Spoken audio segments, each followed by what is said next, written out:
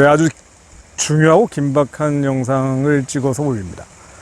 원래는 실내에서 찍어야 됩니다만은 사정상 외부에 있고 또 중요한 내용이고 긴박한 말씀을 드려야 되기 때문에 불가피하게 외부에서 영상을 찍어 올립니다. 지금 가짜 평화그룹이 바로 하고 있다. 제가 이런 제목으로 말씀을 드리려고 하는데요. 코로나 팬데믹이 좀 잠잠해지면서 한국 교회, 한민족 교회 안에 가짜 평화그룹, 평화를 말하긴 하지만 실제로는 평화를 위해하고 훼손하고 심지어 파괴하는 기능을 하고 있는 한국 개신교 안에 가짜 평화그룹들이 발화하고 있다는 내용입니다. 아주 힘을 팽창하고 있습니다. 아마 코로나 기간을 거치면서 작은 교회들, 그나마 부르짖던 교회들이 위축이 되고 집회를 할 수가 없으니까 큰 교회 중심의 북한 선교 그룹들이 지금 다시 발항하고 있는 것 같아요. 준동하고 있다라는 표현은 제가 쓰고 싶지 않습니다만은 이런 일들이 한국 교계 안에서, 한민족 교계 안에서 벌어지고 있습니다.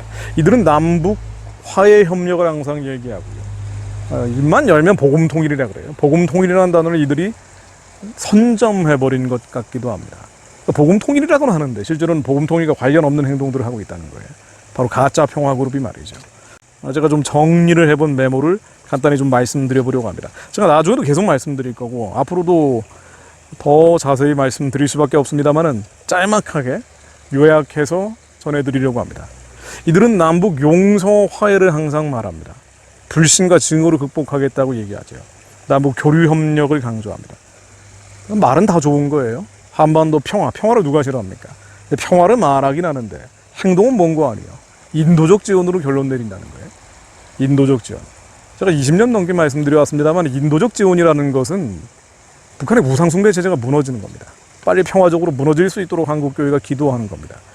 또 주민들을 해방하고 구원하는 것이 가장 큰 인도적 지원임에도 불구하고 북한 주민들을 해방하고 구원하기 위한 행동들을 하지 않고 사실은 체제를 돕는 거죠.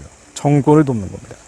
내용들을 보면은요, 워낙 인도적 지원이 계속 논란이 되었기 때문에 그 내용들을 보면 어린이 영유아 지원, 임산부 지원이라는 포장지를 걸치고 있어요.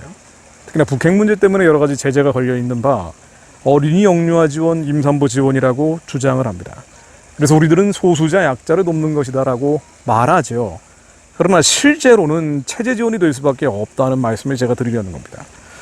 그 내용들을 잠깐만 요약을 해보면은요, 애육원, 북한의 고아원이죠. 학원 지원, 또 장르를 보면은 의료 지원, 식량 지원, 또 식량 생산 설비 지원 등으로 나눌 수가 있습니다. 의료 지원은 결핵약, 혈압약, 당뇨약 포함되고요. 영양밥 공장, 영양죽 공장, 또 콩, 강냉이, 밀가루, 돼지고기, 양돈하는 지원도 있습니다. 농업용 비닐을 지원하는 것도 있고요. 그런데 특징은요, 평양과 대도시에 집중된다는 거고요. 수십 톤, 수백 톤 단위의 지원이 이루어진다는 겁니다. 그런데 이게 우회적으로 체제 지원이 될 수밖에 없는 게 제가 세 가지 짤막한 용어를 말씀드려 보려고 합니다. 하나는 전용이에요. 또 하나는 군용, 세 번째는 운용입니다. 전용은 뭔고 아니요? 결국 핵심 계층을 돕는 거라는 거예요. 그들이 고아원, 영아원, 혹은 학교, 초등학교, 중학교, 고등학교 학생들이건 뭐건 간에 결국 핵심 계층 아이들이죠. 마지막까지 챙겨야 되는 아이들입니다. 그런데 한국 교회가 이들을 지원해 줌으로써 북한 당국이 써야 되는 돈을 절약하는 거예요. 절약한 돈으로 결국 뭐 하겠어요? 핵무기 미사일 개발을 하는 거죠. 북한의 체제를 유지, 연장, 강화하는 효과를 만들어냅니다. 만약 이거 지원 안 하면 어떻게 되느냐? 북한 체제는 무너져야죠. 평화적으로 무너져서 리더십이 교체돼야 됩니다. 레짐 체인지가 돼야 된단 말이죠. 리더십이 교체되고 레짐 체인지가 되지 못하도록 북한 체제를 우회적으로 지원하는 것이 바로 인도적 지원이 되고 있다는 겁니다. 진짜 고아, 진짜 영아들, 진짜 임산부들, 죽어가는 사람들이 돕는 게 아니잖아요. 정치범 수용소 얘기 안 하잖아요. 탈북민들 강제 송환하는 거 얘기 안 하지 않습니까? 자, 그래서 전용됩니다. 다시 돌고 돌아서 북한 정권을 유지, 연장, 강화하는 쪽으로 사용된다는 거죠. 두 번째는 군용이라는 개념입니다. 군용. 북한은 군인들이 117만 명입니다. 이 식량들을 어디로 가겠어요? 군대로 갑니다. 많은 경우 군대로 갑니다. 군인들도 사람이니까 먹여야 된다 그러죠. 그럼 안 먹이면 어떻게 될까요? 안 먹이면 어떻게 됩니까? 북한 군 안에서 굶주린 북한 군인들이 쿠데타라도 일으킬 거예요. 레짐 체인지가 되겠죠. 정권이 바뀌게 됩니다. 그리고 이거 못하도록 하는 게 바로 인도적 지원인 거예요. 군인들한테 들어가기 때문에. 북한의 군대는요 117만 명이나 됩니다. 특수부대만 남한보다 10배가 많단 말이에요. 북한 청년들을 10년 동안 사실은 군대라는 공간에 감금시켜 놓는 겁니다. 감금시켜 놓는 거예요. 줄여야죠. 다 사회로 보내야 되는데 이들이 또 사회로 가면은 폭동을 일으킬 수 있으니까 군대에다 묶어 놓는 거예요. 그리고 117만 명이나 되는 군대를 유지하고 있는 겁니다. 체제 불안감 때문에. 그런데 이들을 계속 식량을 줌으로써 북한 제재가 무너지는 것을 막고 있는 거예요.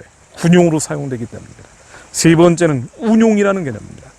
하나의 시설을 만들어 놓으면요 매년 난방비, 냉방비, 운영비 쪽으로 계속 돈이 들어가게 됩니다. 시설비 쪽으로. 그래서 하나의 시설을 만들게 되면 그거는 창구에 불과한 거예요. 돈이 들어갈 수 있는 창구. 전용되고 군용되고 운용됩니다. 뭐 제가 정리한 개념이에요. 인도적 지원은 결국은 체제 지원이 될 수밖에 없습니다.